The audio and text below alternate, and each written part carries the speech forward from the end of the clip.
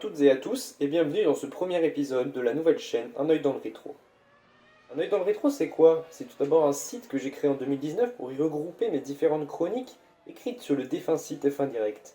Depuis sa mise en place, j'ai continué à l'étoffer en ajoutant toutes les semaines du nouveau contenu, que ce soit sur les pilotes, les monoplaces ou les circuits qui ont fait l'histoire de la Formule 1. Si j'ai décidé de me lancer dans l'aventure YouTube, c'est pour m'ouvrir à un public plus sensible au contenu vidéo, si important aujourd'hui.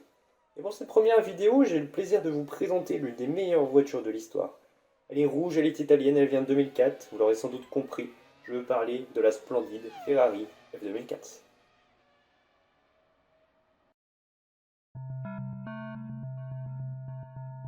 Après un splendide épilogue d'une saison 2003 très serrée, la Scuderia Ferrari Michael Schumacher aborde cette année 2004 en véritable favori.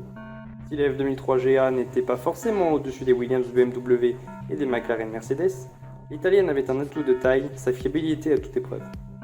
Étonnamment, cette même monoplace sert finalement de base pour la nouvelle F2004. Quelques modifications sont cependant visibles, les pontons sont retravaillés, de même que les sorties d'échappement ou les ailerons, mais la plus grosse modification apportée, ce sont ses suspensions arrière complètement revues, véritable point noir de la F2003 GA. Ces éléments ont pour but d'améliorer la tenue de route et l'appui général de la voiture, tout en apportant un gain de performance non négligeable. La livrée est quant à elle identique aux deux dernières monoplaces, le Rosso Corsa ayant une part toujours aussi importante dans le cœur des Italiens. Sous le capot, la bête rouge dispose d'un moteur V10 de 3 litres, développant près de 900 chevaux pour un régime maximal atteignant quasiment les 19 000 tours minute, d'où ce bruit strident mais terriblement emballant pour tout fan de la première heure. Après sa présentation au grand public le 26 janvier 2004, la Scuderia décide de comparer leur dernière création avec l'ancien modèle. Quelle ne fut pas la surprise lorsque les ingénieurs découvrirent un gap de 2 secondes entre les deux machines à l'avantage de la dernière née. De quoi entamer plus que sereinement une campagne sensationnelle. Pour ce faire, la Scuderia décide de poursuivre l'aventure avec ses deux pilotes maison depuis déjà l'année 2000, avec Michael Schumacher, désormais sextuple champion du monde, et Rubens Barrichello, en fidèle lieutenant.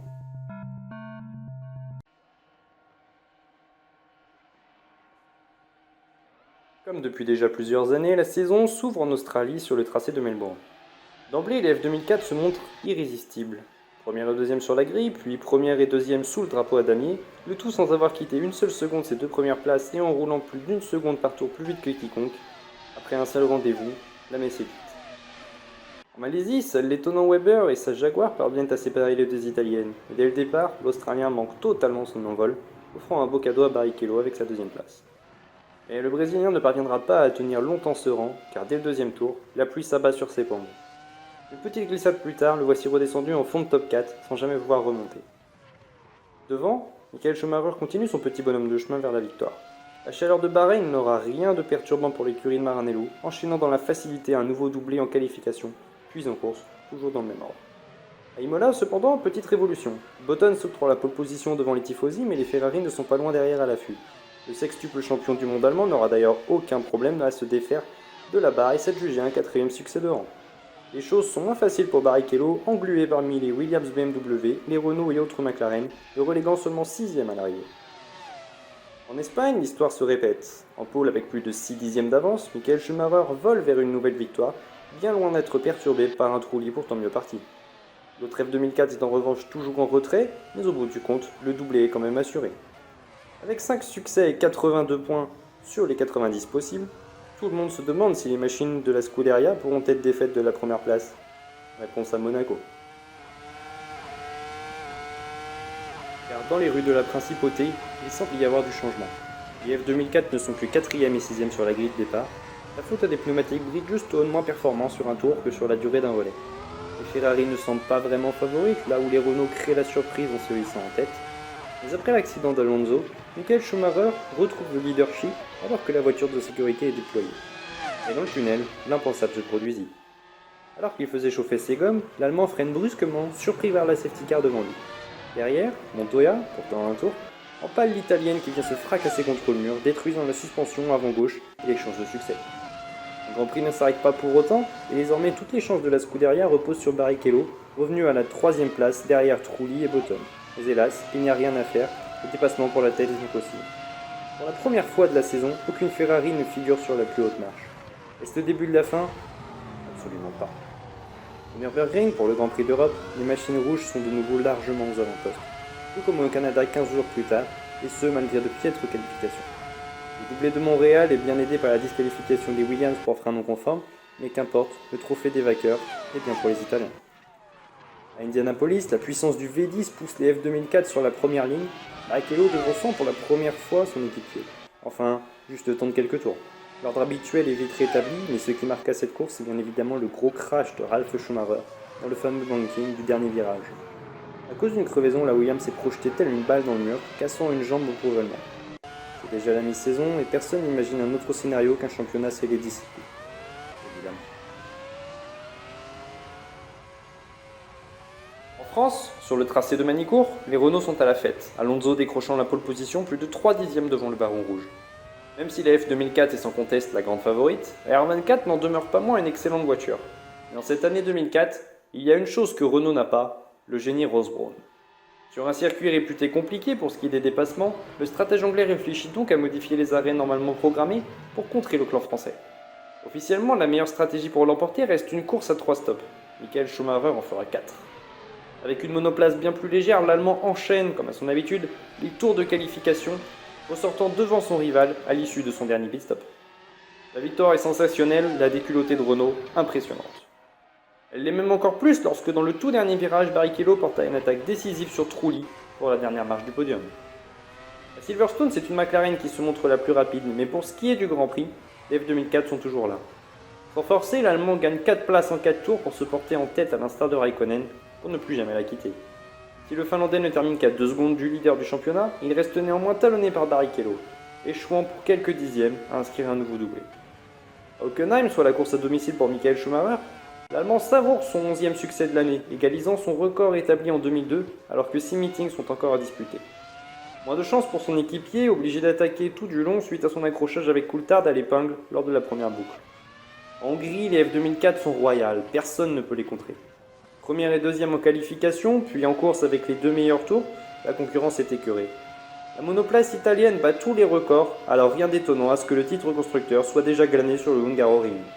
Celui des pilotes n'est pas encore joué, mais avec 38 points d'avance pour Michael Schumacher sur son équipier, on voit mal ce qui pourrait l'empêcher de remporter un 7e titre historique. Cette histoire peut déjà s'écrire en Belgique, à Spa-Francorchamps, mais le départ est quelque peu chaotique. L'Allemand perd plusieurs places à l'extinction des feux alors que son équipier se fait percuter par Weber à la source. La voiture de sécurité intervient rapidement et réduit les écarts, mais les Renault semblent bien partis pour réaliser le doublé. Malheureusement pour le clan tricolore, Alonso renoncera sur sortie de piste alors que Trulli, en perdition, finira harponné par Montoya. Les Ferrari remontent petit à petit mais la safety car est déjà de retour après l'explosion du pneumatique de Button, provoquant son accrochage avec Baumgartner. La course se joue dans les stands et à ce petit jeu-là, c'est Kimi Raikkonen qui en sort vainqueur, signant son premier succès de la saison, le deuxième non Ferrari en 2004. Les F2004 ne s'en sortent pas si mal, le Kaiser termine en deuxième, juste devant Barrichello. Avec ce résultat et ses 8 nouveaux points, Michael Schumacher grimpe au 7e ciel, 13 ans après ses débuts sur ce même circuit. 7 étoiles mondiales, l'exploit est immense. À Monza, le Brésilien réalise une incroyable pole position à la vitesse moyenne de 260,395 km/h, un record qui tiendra pas moins de 14 ans. Le début de course se dispute cependant sur une piste légèrement humide, bénéficiant plus au Michelin qu'au Bridgestone. Durant un long moment, c'est Alonso puis Button qui tiennent le commandement de l'épreuve, mais sur un circuit de nouveau sec, les F2004 font très mal. En tournant une seconde au tour plus vite que le reste du plateau, le retour aux avant-postes n'est qu'une formalité. Mais contrairement à ce qui s'est passé jusque-là, c'est Barrichello qui récolte pour la première fois les lauriers, son équipier champion assurant un magnifique doublé à domicile. Le Brésilien réitérera l'exploit pour le premier Grand Prix chinois de l'histoire, passant de la pole à la victoire sans broncher face à un Button et un Raikkonen incroyablement pressants derrière lui. La course de Michael Schumacher fut étonnamment compliquée, avec un tête-à-queue puis une crevaison en plein milieu de son tour. Il achèvera son périple seulement 12e, son plus mauvais résultat de la saison, si l'on accepte Monaco. À Suzuka, l'Allemand retrouve de sa superbe, et même si les qualifications sont repoussées au dimanche matin en raison des conditions météo, il n'a aucun problème à retrouver le chemin de la pole. A l'inverse, Barrichello se fait piéger comme bon nombre d'autres pointures, offrant ainsi une grille très étonnante. Le Grand Prix sera d'ailleurs très animé dans le peloton, mais devant rien ne peut perturber le champion du monde, parti pour glaner sa 13e victoire de l'année. En revanche, l'autre F2004 ne connaît pas la même issue. En voulant passer Coulthard dans la dernière chicane, le Brésilien percuta la roue avant droite de l'Écossais, détruisant sa suspension et sa direction, comme sur la McLaren d'ailleurs. Cette folle saison 2004 s'achève à Sao Paulo sur le circuit d'Interlagos. Le samedi matin, l'Allemand pulvérise sa monture, l'obligeant à continuer le week-end avec le mulet, tout en écopant de sévères pénalités, le faisant partir en fond de grille. L'honneur est pourtant sauf chez Ferrari puisque Barrichello s'élance de la pole position, mais peu avant le départ, une averse s'abat sur la piste brésilienne, obligeant les pilotes à revoir leur stratégie. Sur un asphalte détrempé, les Bridgestone sont à la peine et Barrichello perd de plus en plus de place. Il finira par remonter au 3e rang, 4 positions de mieux que son équipier, revenu de loin. La F2004 ne triomphera pas au Brésil, Montoya remportant la mise pour Williams, le dernier succès de l'écurie de Grove, avant Maldonado en 2012.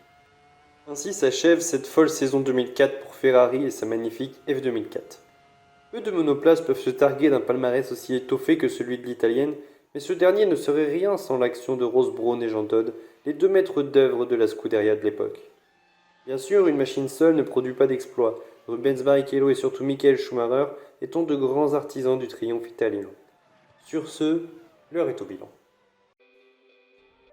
Avec 15 victoires, 29 podiums, 12 pole positions et 14 meilleurs tours en 18 Grands Prix, la F2004 aura affolé les compteurs.